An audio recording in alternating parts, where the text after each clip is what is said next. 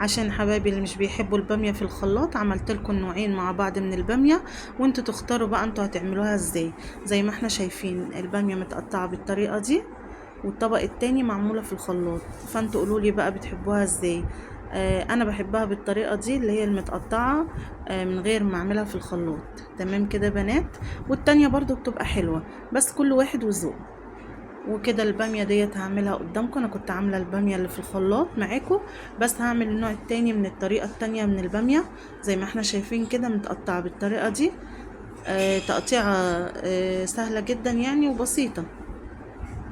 دلوقتي ايا كان بقى عامله شوربه لحمه شوربه فراخ، هتضيفي عليها الشوربه. طبعا انت حضرتيها وجهزتيها وغسلتيها كويس وقطعتيها بالطريقه دي.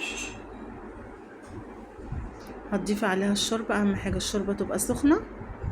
ومش هقولك بقى ما تغطيش عليها عشان تفضل خضرة زي ما هي، لا، هي بصراحة البامية دي انت بتسويها كويس، عشان كل ما تسويها كويس هتديكي تسكيرة حلوة جدا. يعني مش شرط بقى زي التانية تبقى خضرة.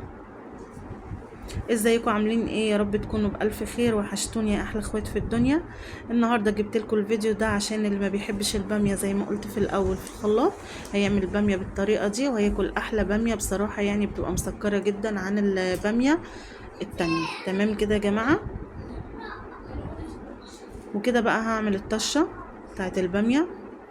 ده الثوم المتفرز، وكده معلقتين من السمنه. وزي ما انتوا شايفين انا سويت الباميه كويس، ما يهمش بقى ان انا تفضل الباميه بتاعتي خضراء او لونها يغير شويه، لا، بس هي اهم حاجه ان هي بتستوي كويس على النار، عشان تبقى حبايه الباميه كده مهريه كده وحلوه. فده بديل بقى الخلاط. لما انت تهري الباميه كده تبقى حلوه وجميله، او ما تبقاش في نفس الوقت عملتيها بقى في الخلاط ولا فركتيها بمفرك ولا اي حاجه من الكلام ده. كده بقى بحضر احلى طشه.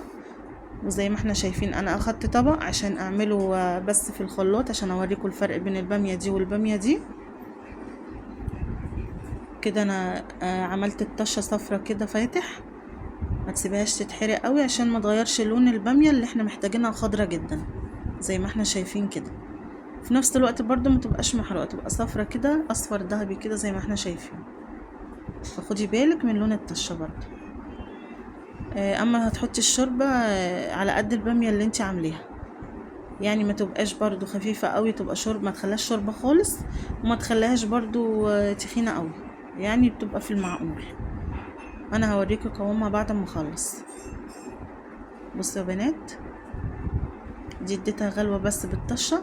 اما دي هسيبها تغلي براحتها زي ما انا قلت لكم. انا عايزاها تتهري، انا مش عايزاها حبة ماسكة نفسها كده من كل حبة من حبات البامية ماسكة نفسها، لا، انا عايزاها ايه، تكون مستوية جامد. تمام كده. بصوا دي بقى خضرة ازاي، خضرة جدا. اما دي احمرت شوية من التسوية يعني. انا سويتها بقى، مش مهم قلتلكوا لونها، المهم ان هي تستوي كويس لغاية اما تتهري. انت حباها تبقى ماسكة نفسها تمام، مفيش مشكلة. يلا بينا دلوقتي ندوق احلى بامية ممكن تعملوها يا بنات. بتمنى ان انتوا تجربوا الطريقة التانية برضو، وقولي ايه رأيكم في الكومنتات. وبتمنى لو الفيديو عجبكم تحطوا لايك وتشتركوا في القناة عشان يوصل لكم كل جديد، وتقولي ايه رأيكم بقى في طبق البامية الجميل ده. بجد بنات بنصحكم ان انتوا تجربوه. تمام كده. بصوا، عايزه اقول لكم كمان ريحتها وطعمها بجد بنات تحفه. عشان كده بصوا انا عملت لكم الطبقين دول، وانتوا بقى براحتكم. عايزه تعملي طبق الباميه ده تمام، عايزه تعملي ده برضو تجربيه تمام، مفيش مشكله. زي ما قلت لكم قبل كده ممكن تعملها على شوربه فراخ او شوربه لحمه. بس لو عندك شوربه لحمه بالصدفه يعني انصحك ان انت تعمليها، عشان هي بتبقى احلى حاجه على شوربه اللحمه. تمام كده. كمان دلوقتي بقى اوان الملوخيه والباميه، فخدي اجازه شويه من الملوخيه واعملي بقى الباميه دي، بجد هتعجبك. يعني خليها مره باميه ومره ملوخيه. ممكن تعمليها بقى مع البتنجان المخلل كده، يا سلام، تبقى اكله جميله جدا يا بنات. هو بجد في فرق في الشكل يا بنات، اما الطعم بصراحه دي طعمها حلو ودي طعمها حلو. فاللي عايز يجرب النوعين الطريقتين يعني يجربهم، وان شاء الله الطريقتين هتعجبكم. اشوفكم على خير الفيديو الجاي ان شاء الله.